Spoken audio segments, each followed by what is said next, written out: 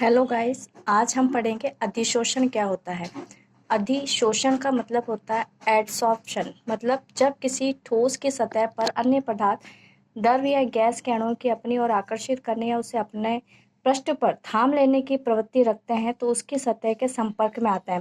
जैसे कोई एक सरफेस है, अगर हमने उसके ऊपर कोई भी लिक्विड डाला है और ये जो लिक्विड है वो इस सतह पर क्या हो जाता है, अवशोषित हो जाता है, तो यही क्या कहलाता है, अधिशोषण कहलाता है।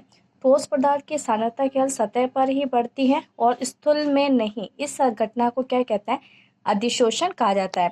मतलब ये क्या होता है, केवल और केवल क्या होता है, सतही घटना होती है। सतह पर जो होता है ये एब्जॉर्ब हो जाता है। ठोस या द्रव का वह गुण जिसके कारण वे गैस या धूलित पदार्थ की केवल सतह पर ही सांद्रित कर लेते हैं, अधिशोषण कहलाता है। अब अधिशोषण की डेफिनेशन के बाद में अधिशोषण और अवशोषण और शोषण में क्या अंतर होता है वो देखते हैं।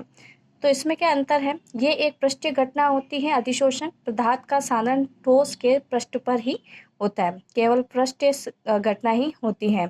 जबकि स्थूल परिघटना है संपूर्ण पिंड के सांद्रण पर होता है। मतलब कोई स्पंज है, स्पंज के अंदर पानी डालता है तो पानी डालने पर वो पूरा जो पानी है वो इस स्पंज के अंदर चला जाता है, तो वो क्या है, एब्जॉर्प्शन है। एब्जॉर्प्शन क्या होता है, जो केवल सतह पर होता है। और क्या सॉर्प्शन क्या होता है, जब अवशोषण या अधिशोषण साथ साथ होता है। मतलब शोषण क्या होता है, जब अवशोषण अधिशोषण साथ साथ होता है, जिसमें पदार्थ का सांद्रण पृष्ठ व पिंड दोनों पर होता है। अधिशोषण अणुओं के सांद्रण पर अधिक होती है। अधिशोषण पदार्थों की सांद्रता संपूर्ण पिंड की सांद्रता में ही रहती है और इसके अंदर अणु पिंड या पदार्थ के संपूर्ण भाग में होते हैं। जैसे बहुत कम समय में साम्य स्थापित हो जाता है, धीरे धीरे साम्य स्थापित होता है और अवशोषण और अधिशोषण की घटनाएं साथ साथ होती है। जैसे कि एक सरफेस है, ये सरफेस पर हो रही है, ये क्या है, अंदर चली जा रही है, और ये सरफेस पर भी है और अंदर और बाहर दोनों तरफ है। तो ये कौन सी भी घटना है, शोषण की घटना है।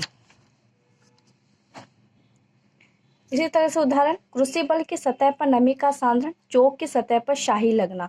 चोक की सतह पर अगर स्याही लगती है तो स्याही पूरे अंदर नहीं जाती, सिर्फ उसकी सतह पर रहती है। क्रूसिबल को डेसिकेटर में रखने पर CaCl2 द्वारा नमी का अवशोषण, रुई का टुकड़ा स्याही में डूबना। अब रुई के टुकड़े को स्याही में डुबाएंगे, पूरा स्याही उसके अंदर चला जाएगा। जियोलाइट से केसों का सांद्रण, तीनों के उदाहरण दे रखे हैं। और इसके अलावा अधिशोषक क्या होते हैं, अधिशोषी क्या होते हैं, ठीक है।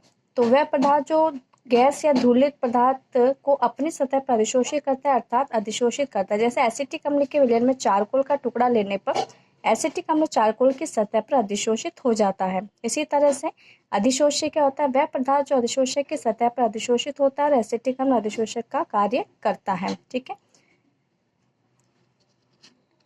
इस तरह से हम तीनों में अंतर देख सकते हैं कि अधिशोषण, अवशोषण और शोषण में क्या अंतर हो। तीनों ही जो है IMP है, ठीक है। Thank you.